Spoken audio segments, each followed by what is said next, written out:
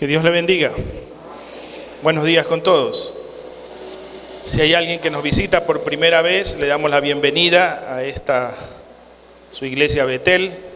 Gracias por estar acá con nosotros y por participar de este tiempo del Señor. Gracias a Dios.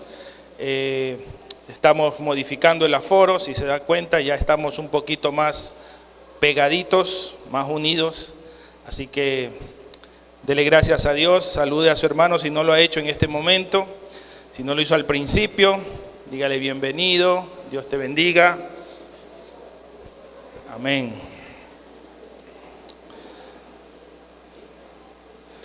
Vamos a abrir nuestras Biblias en el libro de Efesios, la carta a los Efesios, el capítulo 2.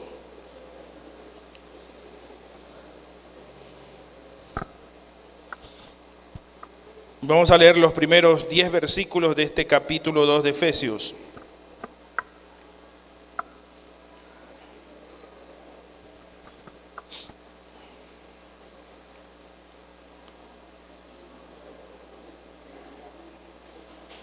Efesios capítulo 2. Vamos a leer bajo la bendición de nuestro Padre Celestial, su amado Hijo y la comunión del Espíritu Santo. Dice así: a ustedes Él les dio vida cuando aún estaban muertos en sus delitos y pecados, los cuales en otro tiempo practicaron, pues vivían de acuerdo a la corriente de este mundo y en conformidad con el príncipe del poder del aire, que es el espíritu que ahora opera en los hijos de desobediencia. Entre ellos, todos nosotros también vivimos en otro tiempo. Seguíamos los deseos de nuestra naturaleza humana y hacíamos lo que nuestra naturaleza y nuestros pensamientos nos llevaban a hacer. Éramos por naturaleza objetos de ira como los demás. Pero Dios, cuya misericordia es abundante por el amor con que nos amó, nos dio vida junto con Cristo, aun cuando estábamos muertos en nuestros pecados. La gracia de Dios los ha salvado. Y también junto con Él nos resucitó y asimismo nos sentó al lado de Cristo Jesús en los lugares celestiales, para mostrar en los tiempos venideros las abundantes riquezas de su gracia y su bondad para con nosotros en Cristo Jesús. Y póngale atención a estos dos versículos que son importantes para todos nosotros los cristianos. De hecho, debería usted tenerlo subrayado en su Biblia. Ciertamente la gracia de Dios los ha salvado por medio de la fe. Esta no nació de ustedes, sino que es un don de Dios, ni es resultado de las obras, para que nadie se vanagloríe. Y dice el último versículo: nosotros somos hechura suya, hemos sido creados en Cristo Jesús para realizar buenas obras, las cuales Dios preparó de antemano para que vivamos de acuerdo con ellas. Que Dios bendiga su palabra. Hoy hablaremos acerca de la gracia, descubriendo la gracia.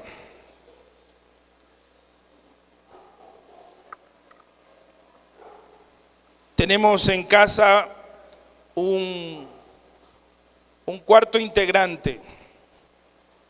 Ya tenemos 4 hijos. Y este hijo, si usted lo puede ver allí, no sé si se puede ver el video. Su nombre es Benjamín.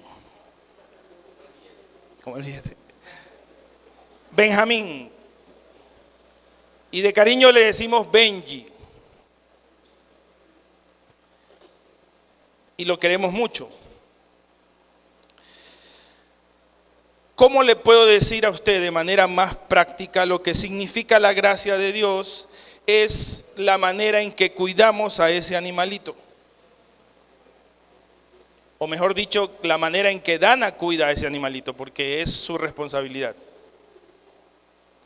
Pero los demás los queremos, lo catingueamos,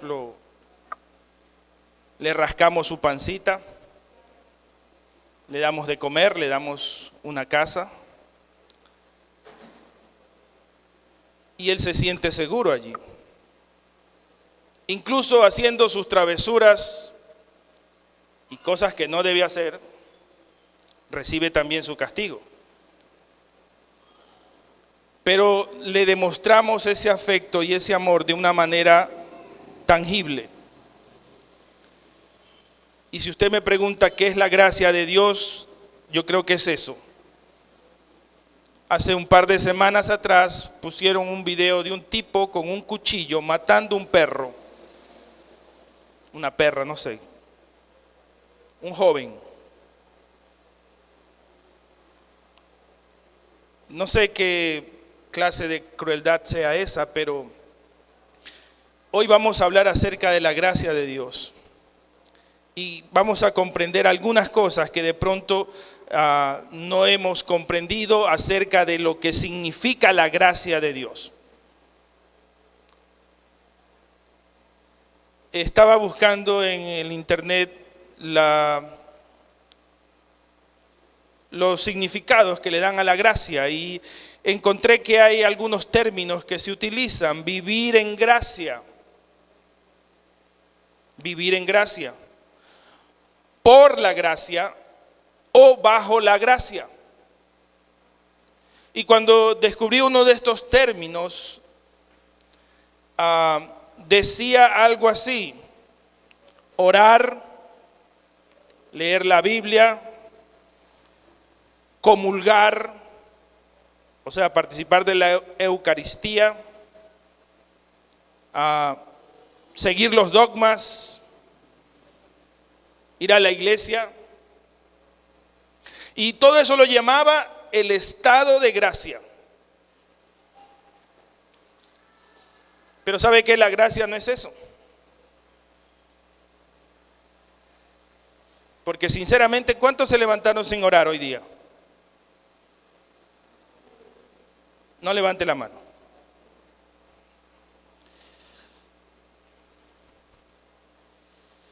A veces pensamos que la gracia es eso.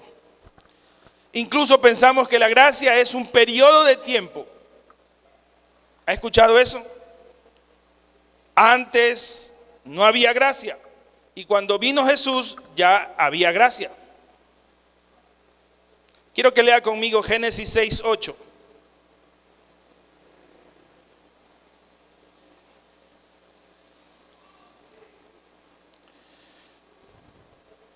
Vamos a leer desde el 7. Y dijo el Señor: borraré de la faz de la tierra al hombre que he creado, lo mismo que a las bestias, los reptiles y las aves del cielo. Me pesa haberlos hecho. Pero Noé halló gracia a los ojos del Señor, o delante de los ojos del Señor. Pregunto, ¿la gracia de Dios, la bendición de Dios, es del Nuevo Testamento o es desde siempre? Desde que se fundó la tierra, la gracia de Dios, la bendición de Dios, la mano de Dios siempre ha estado con nosotros. No podemos endilgarle un tiempo, una dispensación. A veces nosotros pensamos esa palabrita. ¿Ha escuchado usted eso? Ahora que estamos en los últimos tiempos, muchos dicen, estamos en la dispensación del rapto, en la dispensación de la tribulación, en la dispensación. La gracia no tiene dispensación. La gracia no tiene tiempo. Métase eso en la cabeza. Volviendo al texto de Efesios, hay algunas cosas que se relacionan con la gracia. Y que esto es realmente la base de la gracia. A propósito, si usted quiere un significado de gracia, gracia es bendición, gracia es amor, gracia es bondad de Dios, eso es gracia. Pero para entender eso, cómo funciona esa bondad, cómo funciona ese amor, tenemos que entender cómo se relaciona esto. La primera cosa es que es una bondad inmerecida. Si usted lee en el capítulo 2, habla Pablo de que antes vivíamos sin Cristo, en nuestros pecados, en el deseo de la carne, en nuestra concupiscencia. Y éramos sujetos ¿a qué cosa? A la ira de Dios. Estábamos destinados para una condenación, pero algo sucedió. Por medio de la fe, usted recibió a Cristo Jesús, y una vez que recibió a Cristo Jesús, la gracia de Dios fue tangible para usted. Usted la sintió, usted la experimentó. Entonces, esta bondad es inmerecida, no la merecemos. Nadie puede decir aquí, no, pastor, yo sí soy una buena persona, yo soy buena gente y me merezco la gracia de Dios. Nadie puede decir eso, ni por más buena persona que sea, puede decir yo me merezco esto, me merezco de Dios esto. Dice Efesios 2:8, porque por gracia soy salvo. Esa es la versión que usted tiene ahí. Yo tengo la Reina Valera actualizada. Porque por gracia sois salvos por medio de la fe. Cuando dice por gracia sois salvos, nuestra traducción habla de ser salvo, pero allí habla de una salvación continua. Usa dos términos en realidad. Dice, están siendo salvados y han sido salvados. ¿Entendió la manera de conjugar el verbo? No sé si esa es la. Están siendo salvados y han sido salvados. La salvación es continua. La salvación comenzó desde el mismo Génesis, en el Edén. La salvación no es algo solamente de la cruz. La salvación viene desde mucho tiempo atrás, desde que el hombre le falló a Dios, desde que Adán y Eva pecaron. Por eso es que la salvación es continua. Han sido salvados. Y damos gracias a Dios por eso. Porque si no fuera por esa salvación continua, nosotros no viviéramos en esa experiencia de salvación.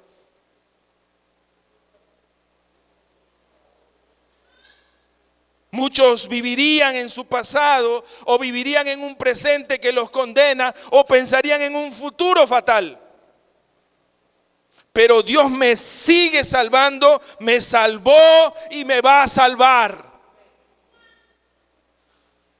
Porque Él es el mismo ayer, hoy y por los siglos. ¿Ahora va entendiendo mejor la gracia? La tercera cosa que se relaciona con la gracia es la fe. Porque por gracia sois salvos por medio de la fe. ¿Cuántos tienen fe? Y estamos hablando de la fe salvadora. La confianza que usted puso un día en Jesucristo como único y suficiente Salvador. Como la única persona que podía llevar sus pecados y limpiarlos.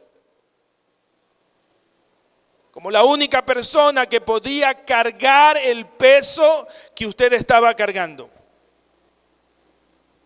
Cuando hablamos de fe y la gracia, hablamos de una procedencia. Y esa fe salvadora tampoco proviene de nosotros. Esa fe salvadora proviene de Dios. Porque Él ideó el plan de salvación. Él dijo, bueno, Adán y Eva pecaron, hay algo que hacer. Y ese plan de salvación se fue forjando durante los tiempos hasta que vino Jesucristo.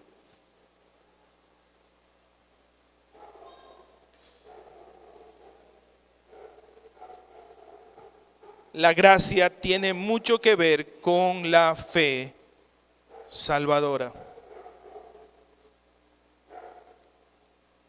Por eso es que nosotros creemos que sin fe es imposible agradar a Dios. Porque usted tiene que tener esa fe para entender la gracia. ¿Qué hago con la gracia? Dígale al que está a su lado. ¿Qué hago con la gracia? Ahora que sé lo que es la gracia, ¿qué hago con la gracia?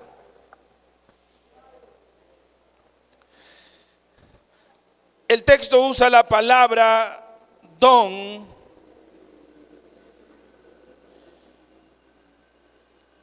y nosotros entendemos que podemos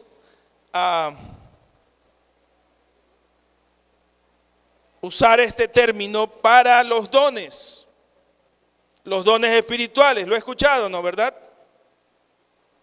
Pero no es la palabra que dice allí. El don espiritual es carismas. Pero a lo que se refiere Pablo aquí es específicamente a un regalo y la acción de aceptar ese regalo. Es un obsequio de parte de Dios. ¿Qué debe hacer usted? ¿Qué debe hacer usted? Aceptar la gracia de Dios. ¿Sabe? Esto es importante porque hay mucha gente que no acepta la gracia de Dios. Porque hay mucha gente que comienza a repetirse, ¿será que Dios me perdonó?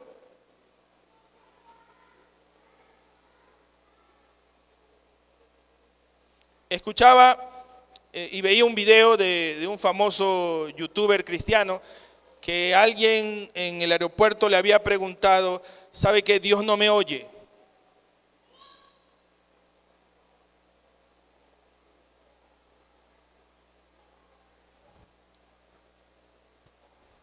Hay mucha gente que piensa eso, que Dios no lo oye o que Dios no lo ha perdonado. ¿Sabe cuál es el problema? Que no aceptamos la gracia de Dios. Porque tal vez nosotros nos seguimos viendo pecadores cuando Dios ya nos sigue viendo distintos.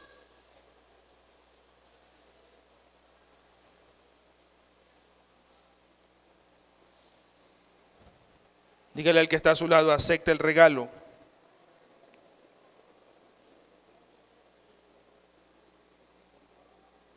¿Qué hago con la gracia? Hay que reconocer tres cosas. La primera es que no la merecemos o lo merecemos. El regalo. No lo merezco. Nadie se lo merece. No es nuestro logro. Nosotros no hemos hecho nada para hacer la gracia. Para que Dios nos dé gracia, no hemos hecho nada. Dice el final, el versículo 9, no es por obras para que nadie se gloríe. O sea, nosotros no trabajamos nada. No hicimos ningún esfuerzo. Un logro se conquista, un esfuerzo se trabaja. Nosotros no trabajamos la gracia.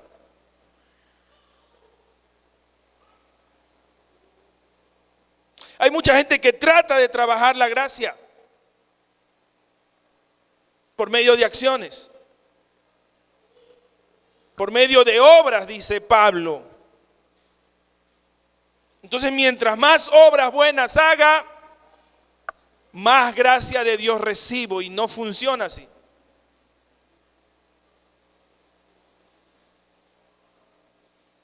Porque nosotros estaríamos entonces comprando la gracia de Dios por las buenas obras que hiciéramos, o por lo bien que nos portamos, o por el bien que hacemos a los demás. Y no funciona así. Dice de hecho el texto, no por obras para que nadie se gloríe. Aquí dice vanagloríe, pero la idea es no presumir. Dígale al que está a su lado, no seas presumido. ¿Ha visto usted a un presumido o una presumida? ¿No ha visto? Un pavo real. A propósito, ¿alguna vez usted ha presumido de algo? ¿Ah? Sí, de pronto sí, en algún momento presumió de algo que se compró y usted se lo puso. Y después cuando salió se encontró que otra persona también se había comprado lo mismo. Hasta ahí le llegó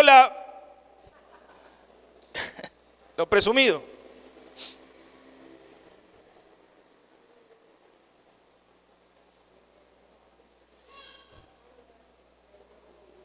Sí, de alguna manera a todos nos encanta presumir algo.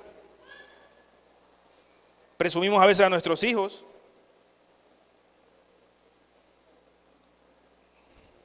No sé si deba decir esto, pero lo voy a decir. Alguien le preguntó a mi esposa, ¿y su hija todavía no se la han llevado?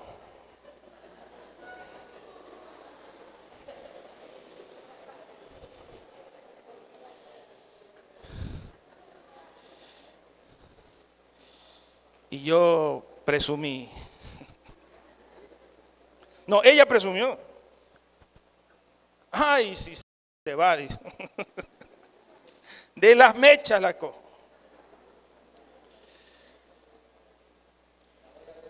Voy a ver. Eso es orgullo. Y quisiera leer un texto en Romanos 11, verso 19.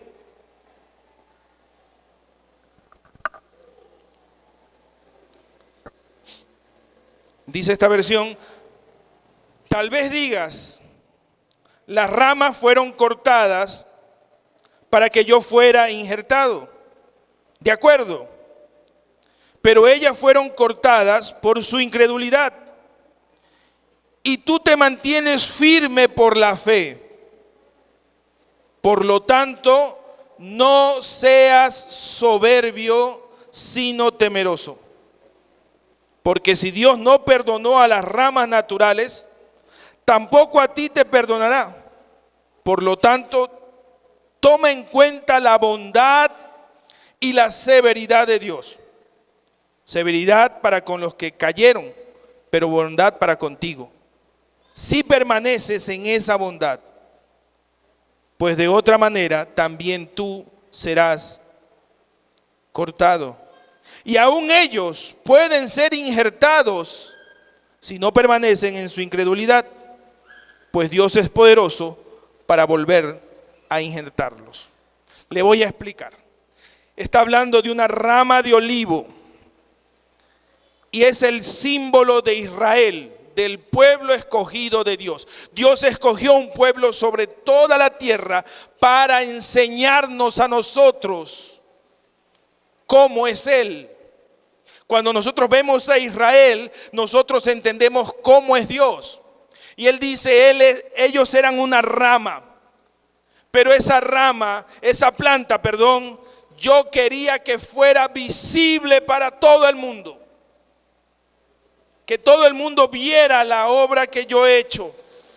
Pero ellos dijeron, nosotros somos la planta de Dios, nosotros nos vanagloriamos de ser el pueblo de Dios, el resto es chusma. Y cuando uno se enorgullece, cuando uno se llena de orgullo, ¿sabe lo que hace Dios? Y lo que hizo Dios con esa planta,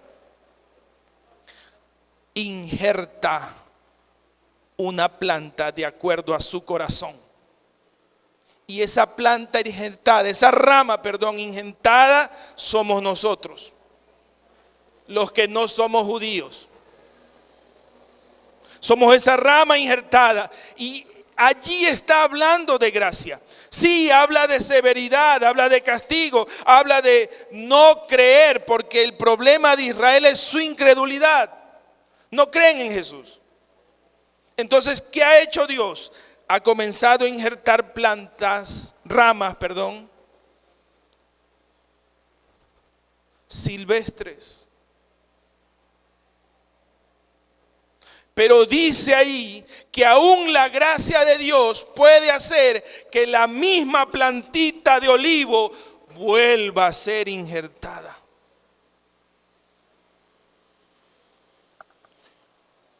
Cuando por la gracia comience a creer otra vez.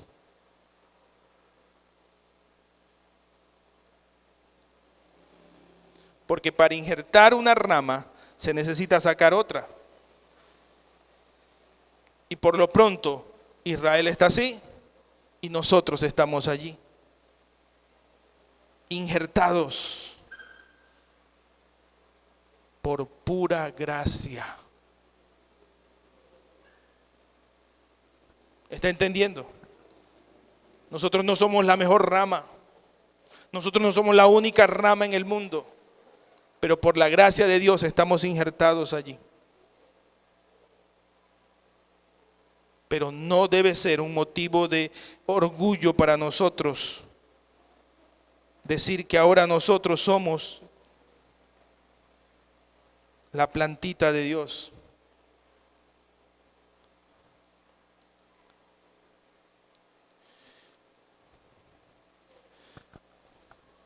Definamos la palabra don. Le dije hace un momento que era regalo, pero tiene una significación mucho más profunda. Regalo o sacrificio.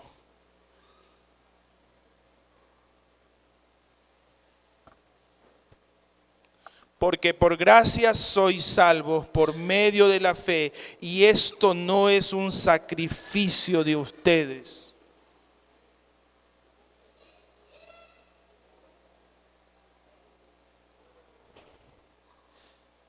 Es más que un don. Es un regalo sacrificial porque no te costó nada.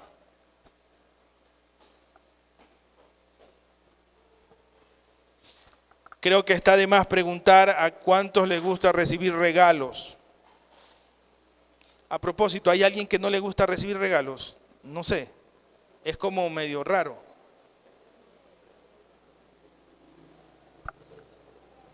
No sé, puede ser alguien que diga aquí, no, pastor, yo en mi cumpleaños no quiero recibir regalos. O el 14, o el Día de la Madre, o el Día del Padre, no sé. O en Navidad no quiere recibir, bueno, dígame para...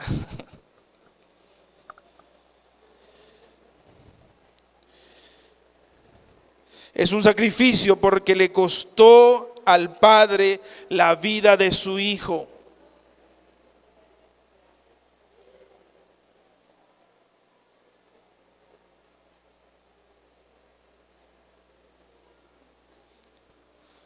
Dice la Biblia que nadie estaría dispuesto a entregar su propio hijo por alguien. Peor aún si ese alguien es un pecador, es una mala persona. Nadie de nosotros entregaría un hijo así.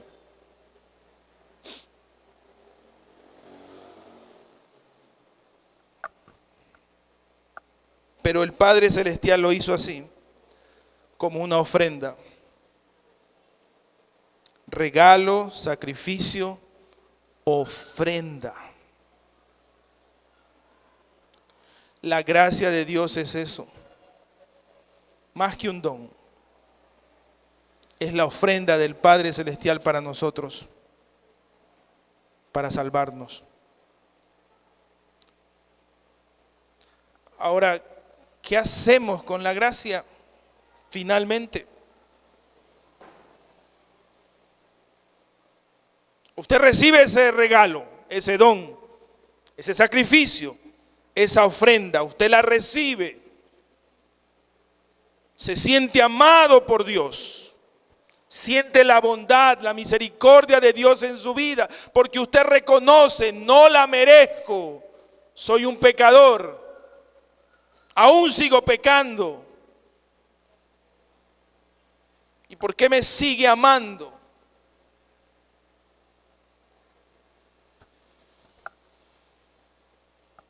¿Qué debo hacer con eso? Volvamos a Efesios, el versículo 10. Nosotros somos hechura suya. Hemos sido creados en Cristo Jesús para realizar buenas obras, las cuales Dios preparó de antemano para que vivamos de acuerdo con ellas. Para que andemos, dice la versión Reina Valera, ¿no, verdad?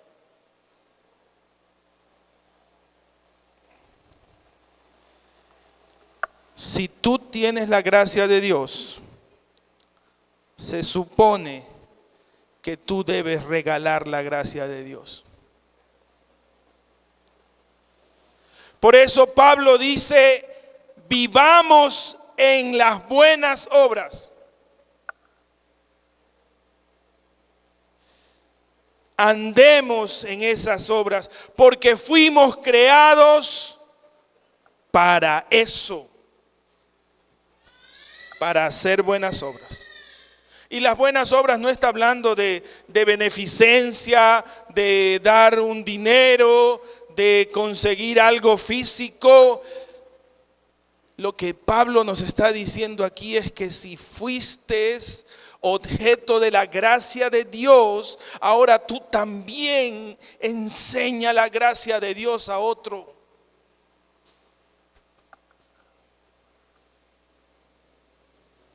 Por eso es que Jesús nos enseñaba, si te golpean en una mejilla, ponte en guardia. No, pon la otra.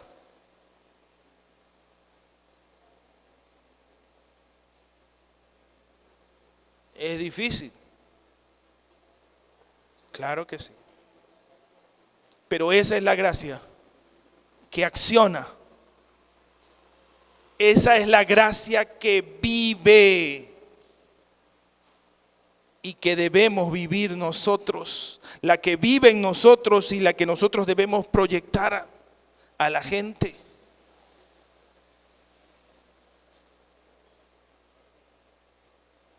Es como que si nos dijeran en nuestra mente, antes de actuar cualquier cosa en la vida, acuérdese, la gracia. Fuiste salvado por la gracia, actúa con gracia. Usted tal vez me dirá, pero yo no soy Dios, pastor. Sí, usted no es Dios. Pero Jesucristo nos dejó un ejemplo muy grande. ¿Se acuerda aquel hombre que cobró una deuda a un siervo y el rey le perdonó? Y él al final le dice, ¿por qué si yo te perdoné no pudiste perdonar al otro siervo? Porque si Cristo me perdonó a mí, ¿por qué yo no voy a perdonar? Entonces la gracia se ve visible en el perdón. La gracia se ve visible en el amor. La gracia se ve visible en compartir.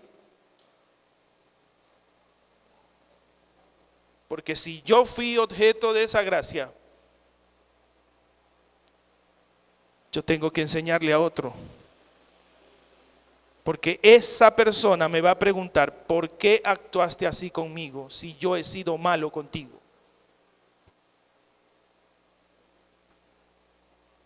Y ahí usted va a poder usar una herramienta para predicar, para evangelizar. Yo fui misericordioso contigo, no porque yo soy bueno, sino porque la gracia de Dios vive en mí.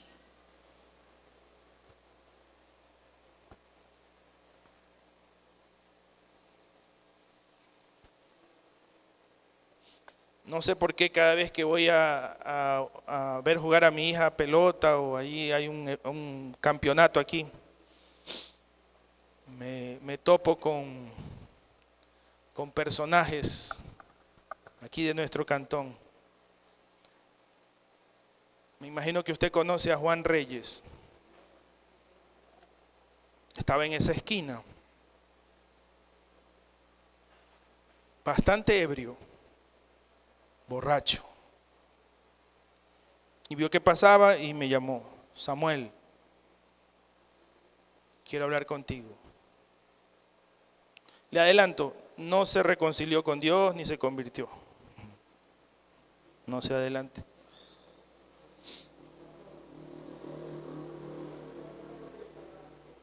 Pero quiero terminar mi historia, después acotará cualquier cosa.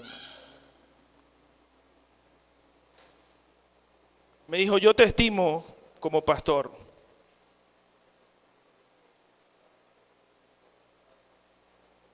Me preguntó si oraba por él. Le dije: sí, ¿te acuerdas que una vez oré también así en la esquina por ti? Él me decía: yo estoy mal, Samuel.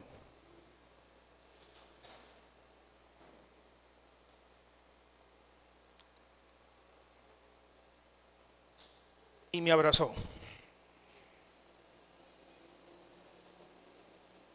Yo también lo abracé. Me dijo: somos familia. Sí, por el apellido. Pero más que el apellido, somos hijos de Dios, le dije. Tú eres un hijo de Dios. Tú eres un siervo de Dios. Pastor, pero borracho y todo. Sí. La gracia no distingue tu pecado.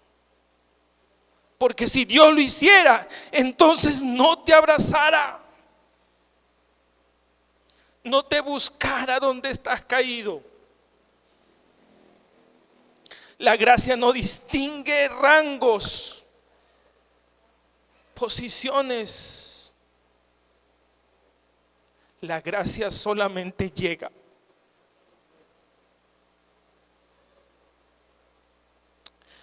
¿Cuál es nuestro problema? Y con esto quiero terminar. Hebreos 4.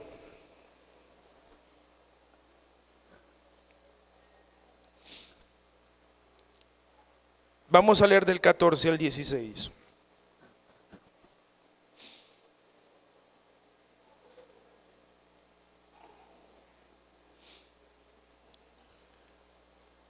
Por lo tanto, y ya que en Jesús, el Hijo de Dios, tenemos un gran sumo sacerdote que traspasó los cielos, retengamos nuestra profesión de fe. Porque no tenemos un sumo sacerdote que no pueda compadecerse de nuestras debilidades, sino uno que fue tentado en todo de la misma manera que nosotros, aunque sin pecado. Por tanto, diga conmigo, por tanto, acerquémonos confiadamente al trono de la gracia para alcanzar misericordia y hallar gracia para cuando necesitemos ayuda. ¿Cuál es nuestro problema? Que no nos queremos acercar a la gracia. y más bien la rechazamos.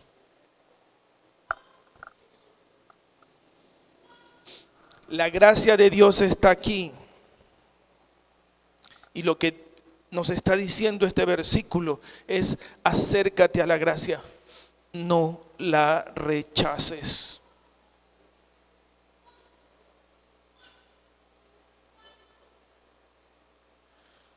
¿Cómo terminé ese encuentro con Juan? Declarándole: tú vas a levantarte, tú vas a volver, tú vas a volver a ser un siervo de Dios, porque la gracia te va a alcanzar. No la rechaces. Dígale al que está a su lado: corre al trono de la gracia, para que puedas encontrar oportuno socorro, misericordia, cuando más la necesites. Nadie está exento aquí de caer. Nadie, ni este pastor.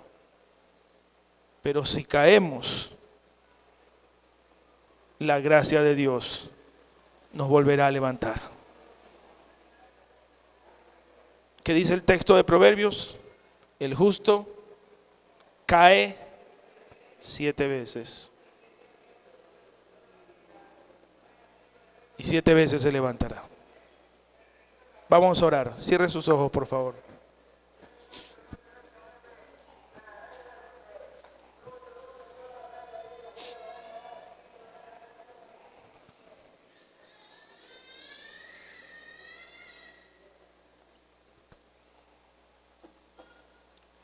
Es tiempo de reconocer la gracia de Dios en nuestra vida. Es tiempo de que tú recuerdes las huellas de la gracia de Dios en tu vida.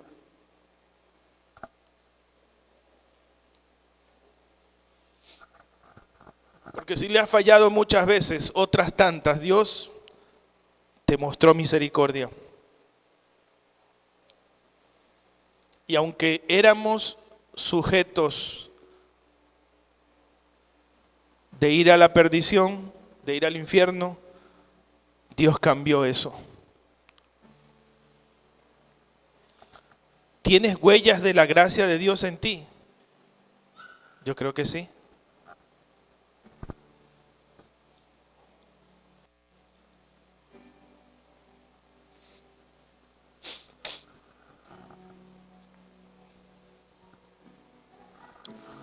Aquella vez que pecaste y fallaste, pero que pensaste que lo que vendría después era un castigo, una reprimenda de parte de Dios. No, no fue así.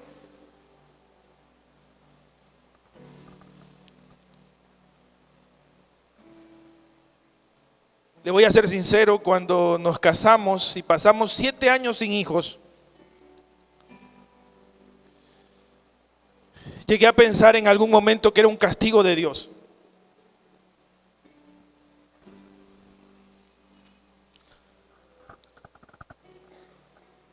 Y como un tanto nos apartamos de Él, llegó Samuel, Andrés.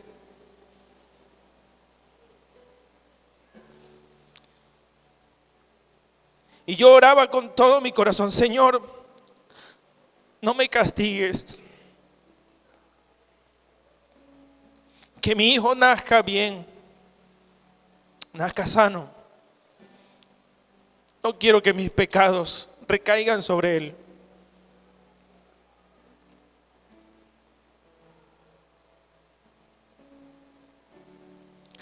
Y Dios me enseñó que su gracia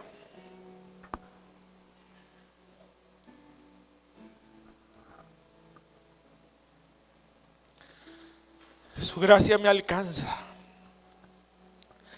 y me sorprende lo justo es el castigo. Lo justo era una llamada de atención.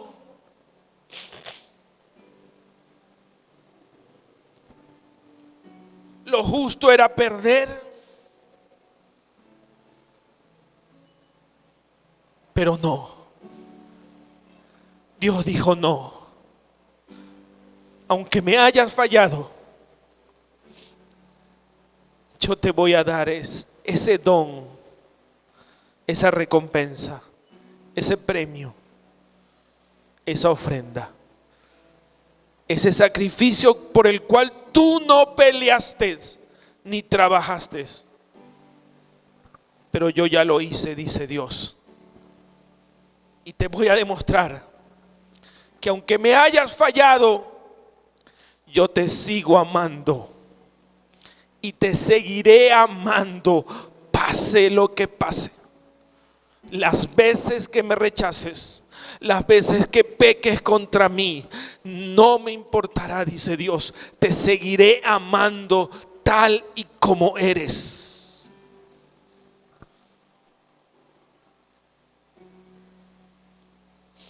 No me importan tus errores. Yo te abro mis brazos y te recibo. No importa cómo estés, la gracia de Dios te abraza y te levanta una vez más. Si oraste ahí en tu asiento pidiendo perdón a Dios, si has reconocido que le has fallado o que no eres perfecto o que hoy te olvidaste de orar, Dios te dice en este día y en esta tarde: tú eres mi hijo, tú eres mi hija, y yo envié a mi único hijo por ti. Mi gracia te sustenta, mi gracia te levanta, mi gracia te perdona, mi gracia te ama. Ahora entiendo las palabras del apóstol Pablo cuando oraba: Señor, quítame este aguijón. Y Dios le responde, Jesús le responde: bástate mi gracia. Porque ¿sabe una cosa? Con la gracia de Dios lo tenemos todo. Su gracia es real. Su gracia me perdona, su gracia me levanta, su gracia me sustenta. Levante sus manos y dígale: gracias Dios por tu gracia. Si no fuera por tu gracia no estuviera aquí. Si no fuera por tu gracia no me habría sanado de tal enfermedad. Si no fuera por tu gracia, no tuviera lo que tengo hoy materialmente. Si no fuera por tu gracia, ¿dónde estaría yo? Señor, te doy gracias. Te alabo, Padre Celestial, por ese gran regalo, sacrificio y ofrenda que nos enseñaste a través de Jesús. Y que esa gracia es perpetua, es eterna, nunca cambiará. Hoy alabamos esa gracia, Señor, en nuestra vida, porque no somos merecedores de tanto amor con que nos amas. Y en esta hora, Señor, decimos: tu gracia.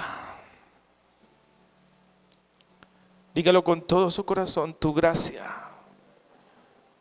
me llena, me sustenta, me limpia,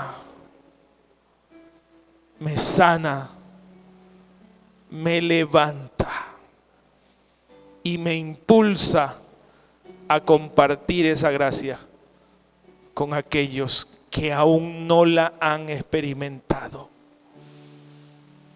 Señor, que a través de mí muchos experimenten tu maravillosa gracia. La maravillosa gracia que me salvó un día. Úsame, Señor, para llevar tu gracia donde quiera que vaya. En el nombre de Jesús. Amén y amén.